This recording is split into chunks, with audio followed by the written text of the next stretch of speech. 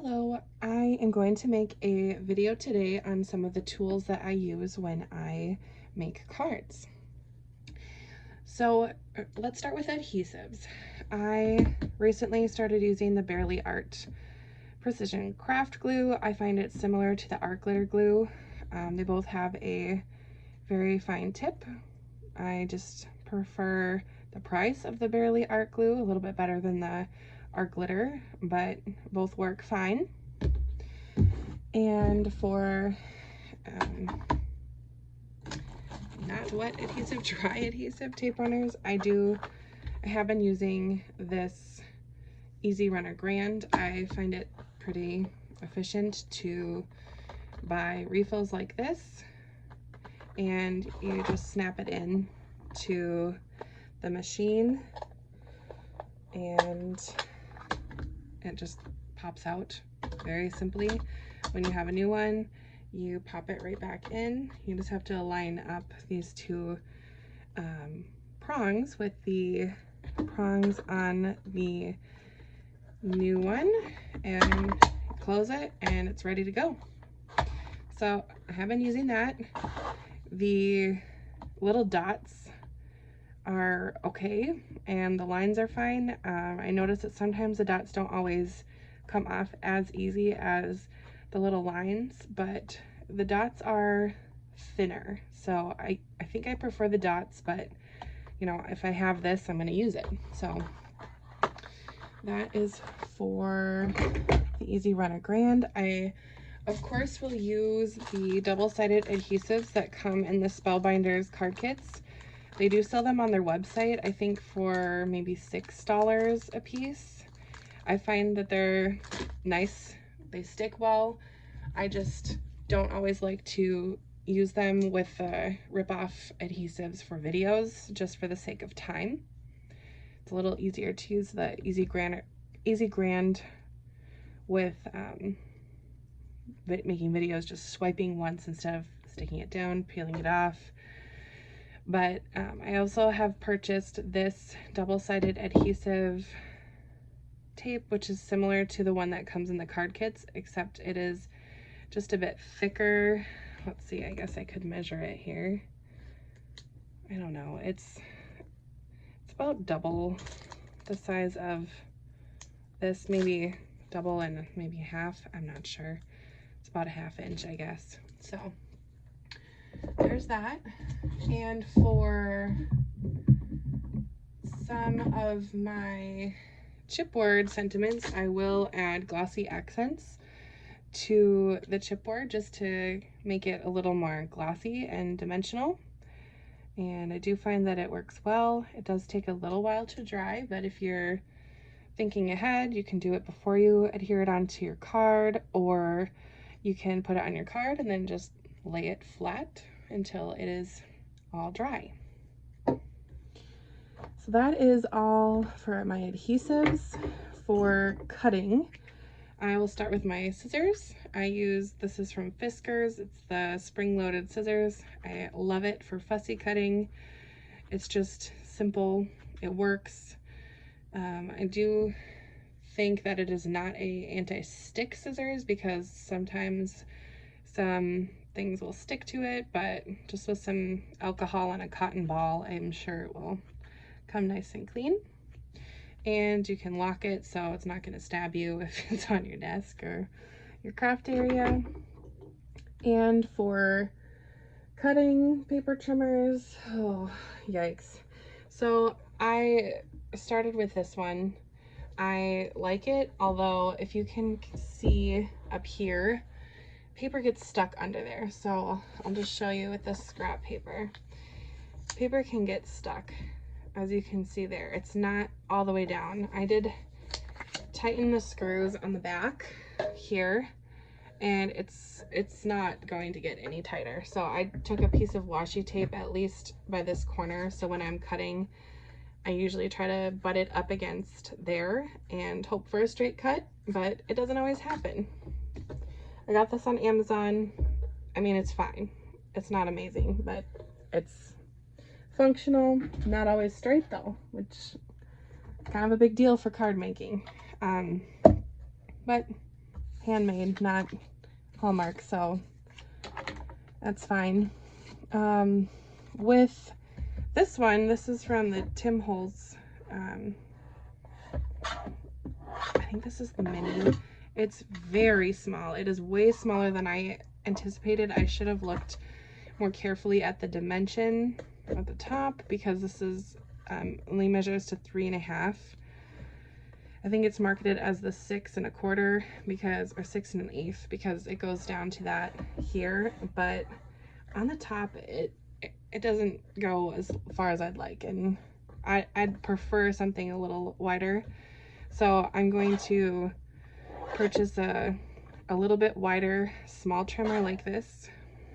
I do prefer the guillotine trimmers just as more of a chop than the kind of like scroll over. So I'll just show you how this works. I do find that this is very straight, which I appreciate a lot, because I usually run out of card bases when I am making cards, and it's helpful when the card base is straight. So that's my little mini trimmer. And then I have a giant paper trimmer from the Carl brand. You can see here's the top of it. It's a heavy duty rotary trimmer. This is very intense. I use 12 by 12 paper, this is what I'm going to grab. I do like that this trimmer has a press and slice instead of a just slide across. This presses it down, so there's a mechanism on the end here that you clamp down, and that puts this whole bar flat on the paper, so when you slide this across, it's not moving. So I really love that about this, and I rarely get a crooked cut from this trimmer. I know it is a little bit expensive. I got this one from my mom when she decided to not do Stampin' Up! Or what's it called? Scrapbooking. Thank you. My brain is scrapbooking anymore. And this is the little blade guard, and you can take those out and replace them. I haven't replaced mine in a long time, and you can see here it has a bit of wear, but I could just flip it around and use this side again. So each side I'd get 4 uses out of. 1, 2, 3, 4. So I haven't used it up yet. So I do like that. And with this one, it does come with a storage on the end. If you just slide this off, you can keep your blades here. And again, you can change the blades very easily, and you just slide them on. I have a, I don't know, perforated edge and a regular blade still. They're fairly cheap to buy replacements for them. I haven't replaced mine in a long time. And it does have a very long storage here for extra blade guards. Here's my old one, and here's one that I have not used yet. So I'll use those later. But for now, I find it helpful that it's all in the paper cutter, ready for me if I need it. But again, this is a very heavy duty one, so I don't always pull for this if I'm using small pieces of paper, but 12 by 12, definitely. I will try to make my card bases out of the Nina cardstock and use that paper trimmer because, again, straight edges. So moving on to just some of my bits and bobs, small tools. Okay, we need to talk about the gem picker. This jewel picker has worked really well for me, but I don't know, I feel like it's wearing out. If you can see on the edge here, I don't know if it will focus, but it's worn out. There's nothing left on the tip there. So I have to use the side, and yeah, it works, but it tends to fall like that. And the other side I find is a little too bulky. So I'm not really reaching for this tool as much anymore, but I'm sure if I bought a new one, it would work for a while again. But I don't really want to because I have this tool. Now this tool I used when I made diamond dots, and I still do that. I find it very relaxing.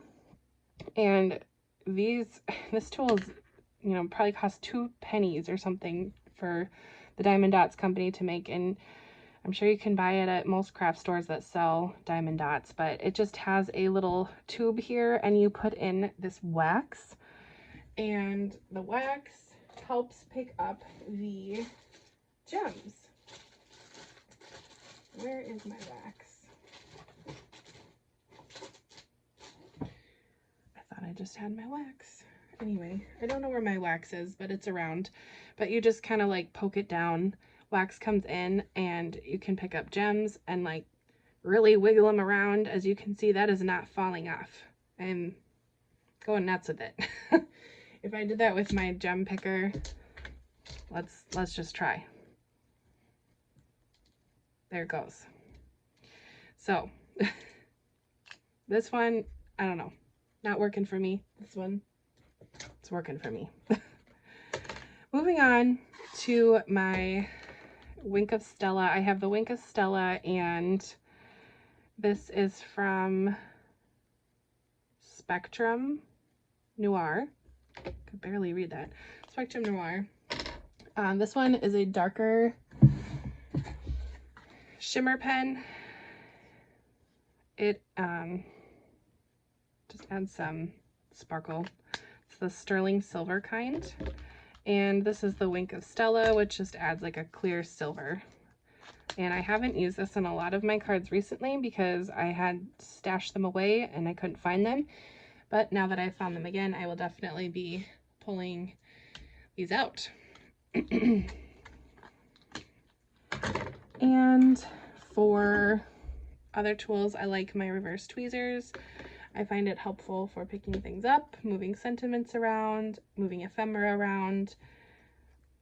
They work well. This one is from EK Tools. I'm sure there's many brands that do the same function.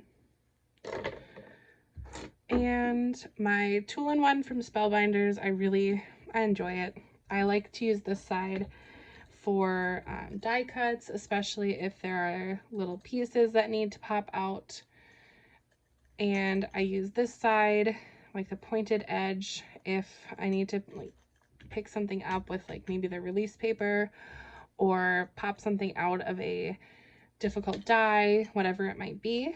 It's pretty easy to change. You just push down on here, that pulls out, and it actually comes apart. And there's something inside that's like a little shovel. I don't know, if you were going to use something like this glitter gel, maybe you might want to use this shovel.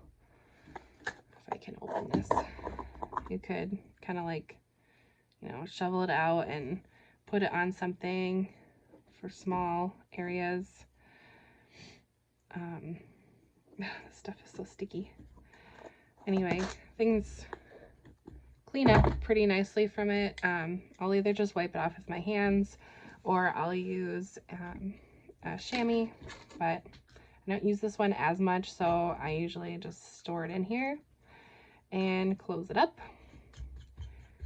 And I typically keep this pokey edge and the roller on the majority of the time, since those are the ones that I need the most.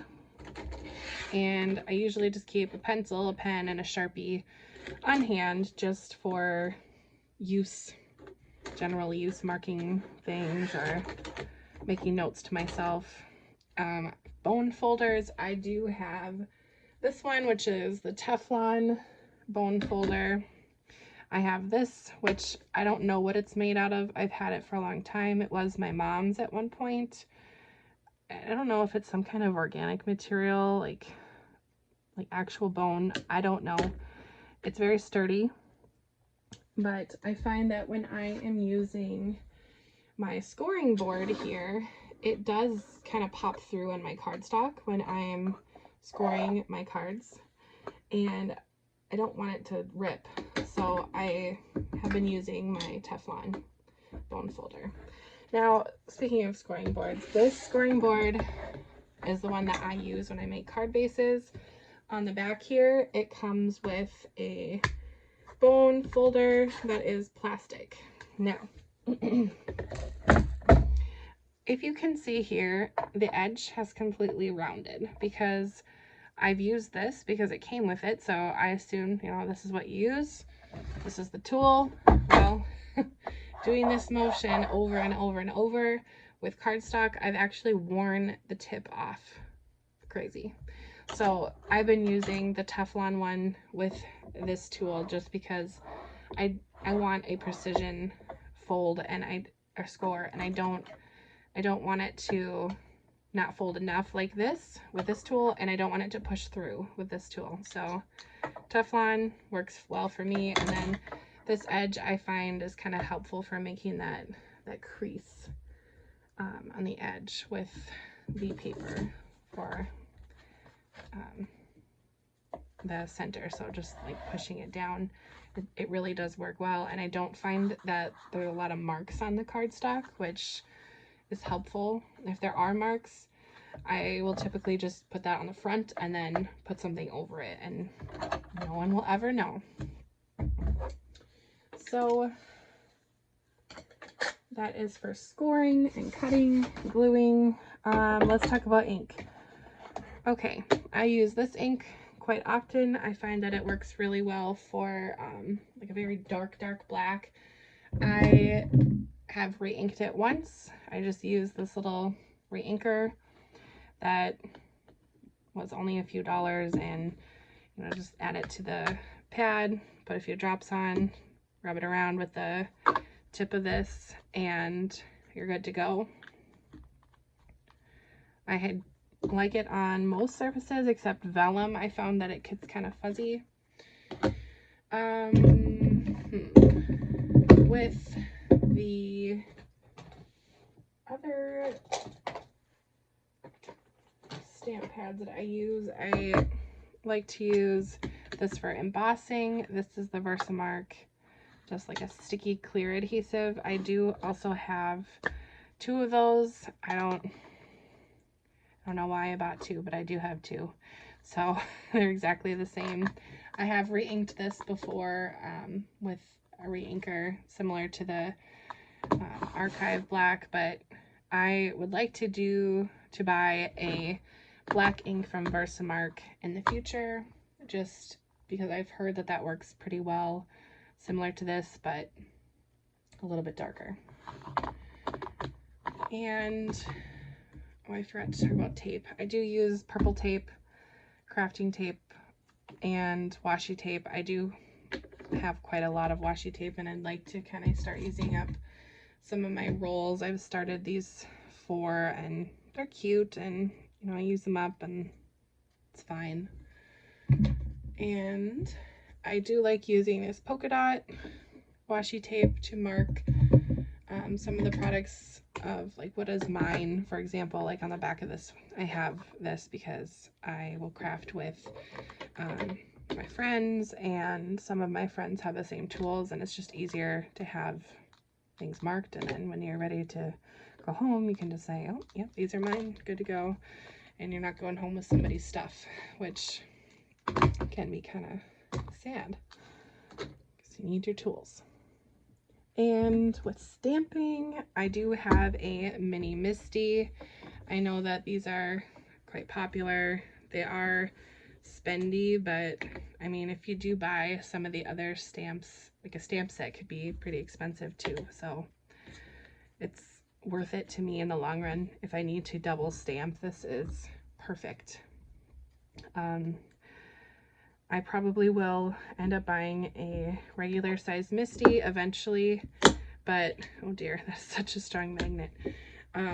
I probably won't anytime soon, but because the size does work for me, but I'm sure one day I will buy a larger one for making slimline cards or whatnot. I haven't actually taken paper off of this yet, but it does come with some paper underneath, and some kind of a pad here, just so when you're stamping there's a little give to the stamp. So the Misti works well for me. And I do have, you know, assorted stamp blocks of all sorts of odd sizes and shapes, because I've kind of inherited them from either garage sales, estate sales, whatnot. And I don't know, they all do the same thing. They're just different sizes. I do find that the stamp blocks that are like a wavy edge are a little easier for holding, but if I'm going to do a sentiment that I want to make sure that it stamps clear, I will reach for a Misti more often than not. But I do have quite a bit of stamp blocks. And in previous videos, I'm sure you've seen, if you've watched them, I do use them as a weight to weight down something that I might use with some wet glue for like this card. If I was going to attach that shaker element on, I might, you know, plop them on top and let it dry. Works well for me. So those are basically the tools that I use. I think that's about it. Oh, I do have a die cut machine, the Evolution Advanced. I have a motor on it, so I'm not going to show it on screen, but I do use that. And I use this stamping, I guess they're called anti-static pouches. Mine was leaking, so if my hands get white, that's why. But I like to call it the mouse pillow because it looks like a mouse pillow to me. But it does really help when you're embossing or heat embossing with embossing powder or anything like that. And with embossing, I do use this heat embossing gun, and has 2 settings for heat. I usually do number 2 because I'm kind of in a rush usually, but it works well for me. Of course it's hot, so if you use one, careful, don't burn yourself. Let's see, I think that's basically all the tools that I use on a daily basis. I do try to make cards, not every day because I just don't have time, but you know, when I am making cards, those are the ones that I use. So I will link hopefully everything in the description of the video, and you know, if you have any tools that you use often, let me know. Maybe add it to the comments. Oh, I do use this for stamping. This chamois, this is from Lawn Fawn. It's really firm right now because it's dry. And I just use a random container that I don't use for food or anything. This is just where it lives. And if you get it wet, it's very, very soft. And for cleaning off stamps, it works well. And when I'm finished with that, I just stick it in here and it dries, however, in the container. I do have one of these paw prints from Simon Says Stamp. They're meant to be all sorts of loveliness for, you know, stamping things, whatever. I got one of these in a card kit. I haven't really found a use for it yet, besides that it's cute and pink, but I don't know. Let me know. Do you use it? Have you found a use for it? I don't know. Let me know. I usually just keep it in here. I don't know why. It fits. It's cute and pink. So that's all. Anyway, thanks for watching, and let me know again. Do you have any tools that you enjoy using? Comment below. All right. Thanks. Bye.